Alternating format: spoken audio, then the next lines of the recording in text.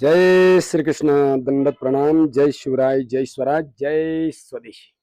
मित्रांनो, मैत्रिणींनो आणि माझ्या सर्व आदरणीय सन्माननीय माता पिता तुल्य राष्ट्रभक्तांनो, स्वदेशी आयुर्वेद प्रेमींनो, ज्यांना सारखा मूतखडा बनतो, त्यांच्या शरीराचा स्वभाव बनलेला असतो सारखा मूतखडा बनणे, सारखा त्रास होणे, तर त्यांनी काय करायचं? हे योग, आयुर्वेद आणि प्राकृतिक चिकित्सामध्ये याचं काय समाधान आहे, हे आज आपण बघणार आहोत.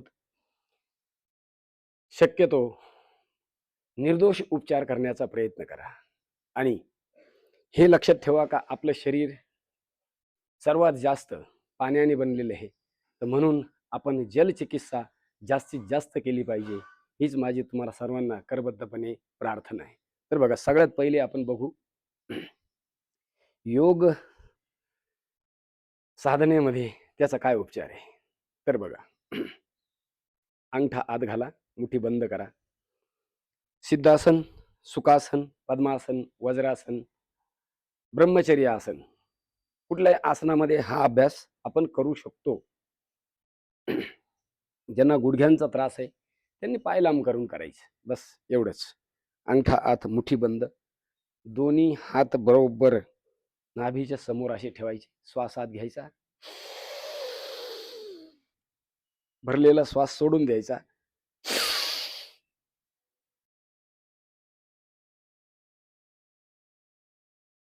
आणि ह्या ठिकाणी जर कपालभाती करता आला तर अवश्य करा. बघा,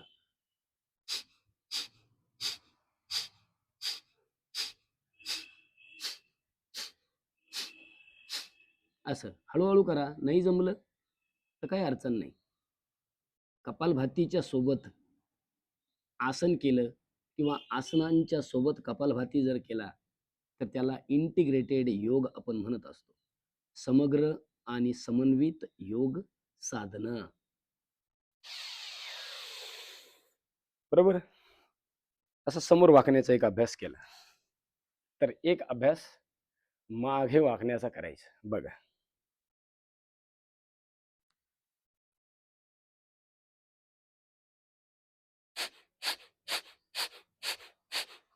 हात इथं ठेवा किंवा हात असे मागे ठेवा.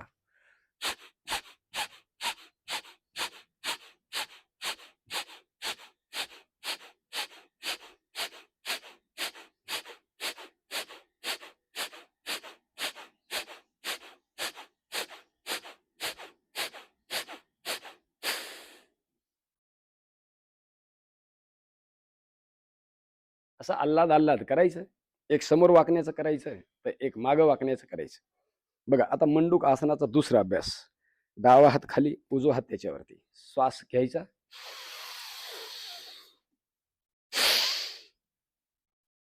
श्वास सोडून द्यायचा आणि हातांचे कोपर जे आहे ते बघा असे कसे ताणलेले आकाशाच्या दिशेने वरती.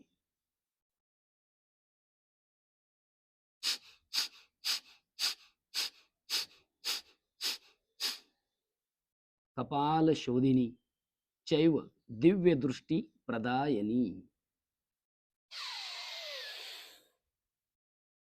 परत मागच्या बाजूला वाकायचं. किती सोपं आहे. कंबर दुखायचंही थांबतं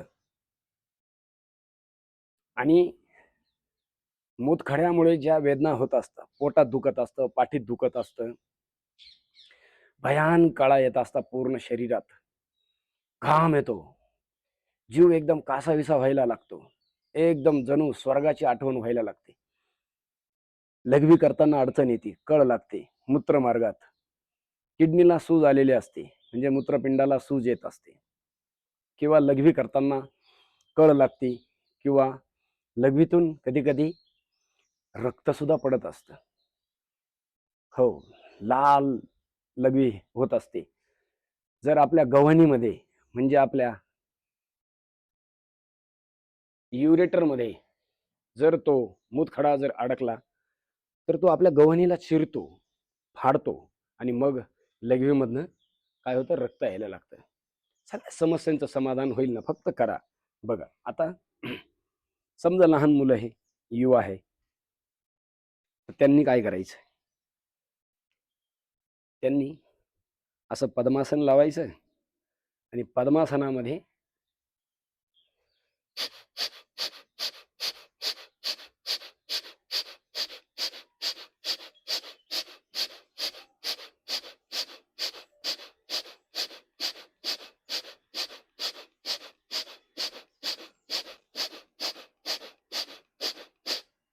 असं करायचं. मग पुन्हा पद्मासन समूहाचंच एक आसन आहे. मग ते तुम्ही मयूर आसन म्हणून करा किंवा मयुरी आसन म्हणून करा, काही अडचण नाही, फक्त केलं पाहिजे. बघा,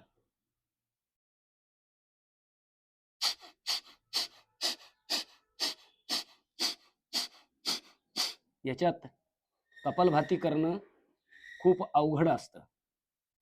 ज्यांना सराव आहे ते करू शकता, ज्यांना सराव नाहीये त्यांनी कमीत कमी एवढं तरी करायचा प्रयत्न करा. हे दोन्ही आसन थोडे जटिल आहे, थोडे अवघड आहे, पण जे युवा आहे किंवा जे मुलं आहे ते करू शकता, आवडीने करता. आणि हे सगळं जर यदाकदाचित तुम्हाला जमलं नाही तर काय करायचं बघा. गुडघ्यांचा त्रास आहे, कमरेचाही त्रास आहे, हरण्याचाही त्रास आहे आणि मुतखडे सारखे बनत आहे, खूप कमजोरी आली शरीरात, बघा वक्रासन करा ना.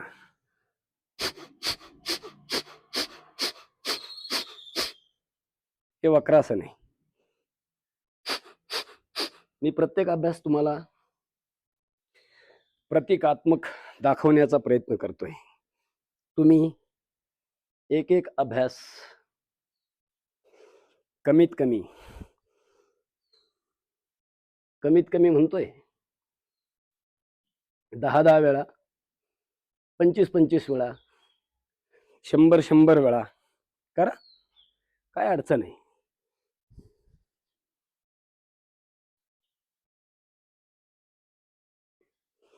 वक्रासन मूतखडा बनण्याची जी शरीराची टेंडन्सी आहे,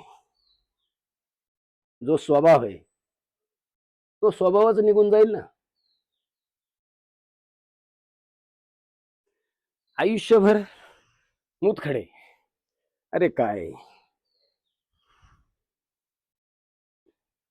आहारामध्ये बदल करा किंवा आज तुम्हाला मी जे उपचार सांगतोय हे उपचार नीटनेटके करा.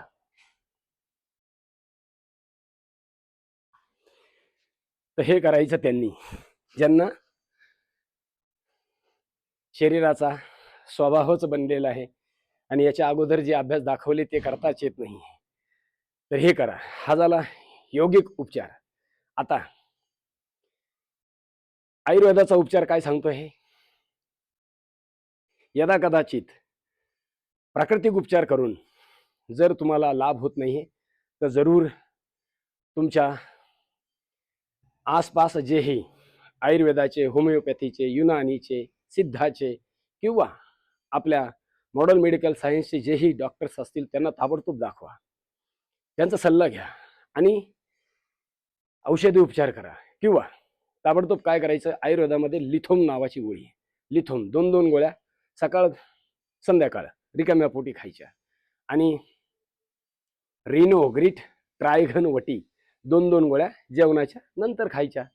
लहान मुलं असतील तर एक द्या, युवा किंवा वयस्क असतील तर 2 द्या. त्रास खूप जास्त गंभीर आहे तर हेच औषधं दिवसभरात 3 वेळा सुद्धा करू शकता. पण माझा आतापर्यंतचा अनुभव असा आहे, 30 वर्षाचा, आतापर्यंत हजारो लोकांना फक्त ह्या उपचाराने 100% आपण बरं केलेलं आहे. तो उपचार म्हणजे 2 लिटर पाणी घ्या. 2 लिटर पाण्यामध्ये आपली कुळदाची डाळ घाला 50 ग्रॅम, जव घाला 50 ग्रॅम, बरोबर, जव, गोखरू घाला 50 ग्रॅम. हे रात्रभर पाण्यामध्ये भिजत ठेवा. रात्रभर पाण्यामध्ये भिजल्यानंतर सकाळी याला छानसं उकळवा मंद अग्नीवरती. उकळवून 2 लिटरचं जेव्हा 1 लिटर शिल्लक राहील तेव्हा त्याच्यामध्ये म्हणजे जेव्हा कोमट असतं त्याच वेळेस त्याच्यामध्ये साधारणतः 1 चमचा सैंधव मीठ घाला आणि अर्धा ते 1/4 चमचा हिंग घाला. व्यवस्थित त्याला ढवळून एकत्र करा. हिंग किंवा सैंधव मीठ उकळवताना सुद्धा तुम्ही टाकू शकता किंवा उकळवल्यानंतरही घालू शकता आणि ते पाणी व्यवस्थित गाळून 1 लिटर पाणी शिल्लक राहील. गाळून व्यवस्थित ठेवून द्या आणि दिवसभर त्याचं सेवन करत राहा. दिवसभर सकाळी उठल्यापासून तर रात्री झोपेपर्यंत. जे स्वस्थ लोक आहे ते सप्त्यातून 1 वेळा तरी हा प्रयोग त्यांनी केला पाहिजे. ज्यांना खरोखर खूप मोठी समस्या आहे, सारखे किडनी स्टोननी पीडित असतात किंवा शरीरामध्ये कितीतरी ठिकाणी कॅल्सिफिकेशन होत असतं. बऱ्याच ठिकाणी होतं ना कॅल्सिफिकेशन सगळ्या शरीरात. फक्त किडनीमध्ये स्टोन असतो असं नाही किंवा फक्त मूतखडेच असतं असंही नाही. कॅल्सिफिकेशनसाठी सुद्धा हा प्रयोग खूप महत्त्वाचा आहे. त्या लोकांनी सलग 7 ते 21 दिवस करायचा. कायमच्या समस्येचं समाधान होईल. हो. आणि जे स्वस्थ आहे त्यांनी सुद्धा हप्त्यातून 1 वेळेस तरी हा प्रयोग करायचा. तर माझी सर्वांना करबद्धपणे प्रार्थना आहे, सर्वांनी करा. इतरांना सुद्धा सांगा. सगळे स्वस्थ राहा, मस्त राहा, चुस्त राहा, दुरुस्त राहा, खुश राहा, आनंदी राहा. सगळ्यांना शुभेच्छा देतो आणि या ठिकाणी थांबतो. आजच्या पुरतं इतकंच. उद्या पुन्हा भेटू एक नवीन समाधानाच्या सोबत. आवडलं तर लाईक करा, शेअर करा, सबस्क्राईब करा. जय हिंद, जय भारत, वंदे मातरम.